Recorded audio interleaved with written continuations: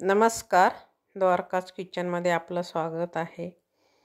चला तर उन्हाळा असल्यामुळं उन्हाळी कामं भरपूर असतात बायकांना. चला तर त्यातलाच एक पदार्थ आज आपण बनवूया. सध्या बाजारामध्ये कांदे पण स्वस्त आहे, नवीन कांदे येत आहे. तर आज आपण कांद्याची पावडर कशी करायची ते बघूया आणि कांदा कसा वाळवायचा तेही बघूया. तर मी हे कांदा वाळवून ठेवला, बघू शकता तुम्ही, एकदम कुरकुरीत असा. आणि आपण जो काळा मसाला वगैरे वापरतो तेव्हा पण आपल्याला हा कांदा तळून मिक्सरमधून काढून आपण वापरू शकतो, किंवा चिवडा वगैरे करताना, किंवा एखाद्याला आपल्या पुलाव वगैरे वरतून टाकायचं असेल तर तळून छान कुरकुरीत हे कांदा वापरला जातो. छान तळून मस्त कुरकुरीत होते आणि चवीलाही छान लागते. तर उन्हाळ्यामध्ये हे असं करून ठेवायचं, म्हणजे टिकायलाही वर्षभर टिकतात. चांगल्या एअरटाईट डब्यामध्ये ठेवायचं. तर मी हे कांदे घेतले, अंदाजेच घेतले, 1-1.5 किलो. त्याच्यावरचे सालं काढून घेतले, दोन्ही साईडचे देठं काढून घेतले आणि छान लांब लांब कट करून घ्यायचं आपल्याला. तर आज आपण पावडर पण बघणार आहोत आणि कांदा कसा वाळवायचा ते पण.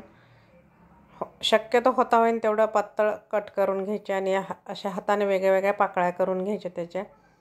सगळे कांदे आपण आता याच पद्धतीने लांब लांब असे चिरून घेऊया.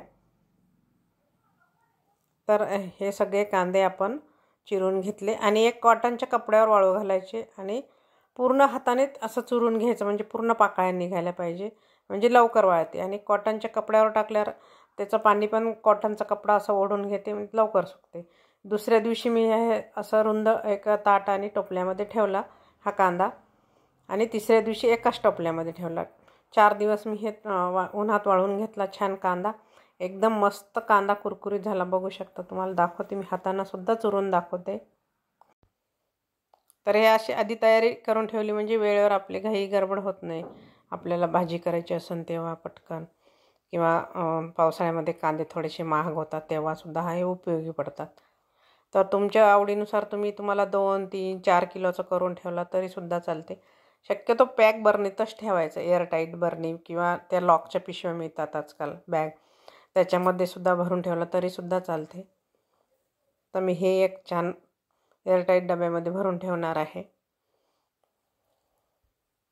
म्हणजे आपल्याला हे मसाला करायचा असेल तेव्हासुद्धा वापरू शकतो, किंवा चिवडा वगैरे बनवतानासुद्धा वापरू शकतो. आता मी हे अर्धा कांदा वाळवून बरणीत भरून ठेवला, आणि जो अर्धा कांदा वाळलेला आहे त्याची आपण पावडर करून घेऊया.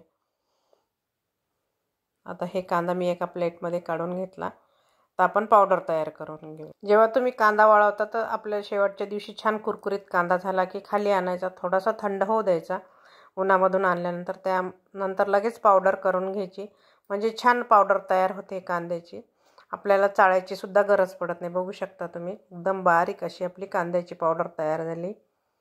आणि उन्हाळ्यामध्ये कसं कांदा नवीन येते बाजारामध्ये, लसूणसुद्धा नवीन येते, त्याच्यामुळं थोडं स्वस्त असते आणि छान प्रमाणात आपल्याला गावरान लसूण वगैरे कांदे पण छान मिळतात. तर हे पावडरही करून ठेवायच्या, किंवा कांदा पण वाळवून ठेवायचा. अशा पद्धतीने तुम्ही जर चांगला हवाबंद डब्यात भरून ठेवलं तर हे वर्षभर टिकते.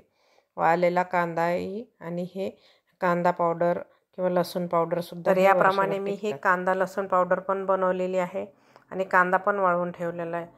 पावसाळ्यामध्ये कधी कधी कांदा लसूण महाग मिळते आणि चांगलंसुद्धा मिळत नाही कांदे वगैरे. तर त्यासाठी हे आधीच उन्हाळ्यामध्ये अशी तयारी करून ठेवायची, म्हणजे आपल्याला कधी पण उपयोगी येते तेथे कांदा लसूण पावडर किंवा वाळलेला कांदा. तर तुम्ही या पद्धतीने करून ठेवू शकता. साधी सोपी पद्धत आहे आणि काही जास्त मेहनत लागत नाही. प्लीज लाईक करा, शेअर करा. ज्यांनी सबस्क्राईब केलं नाही त्यांनी सबस्क्राईब करा. धन्यवाद.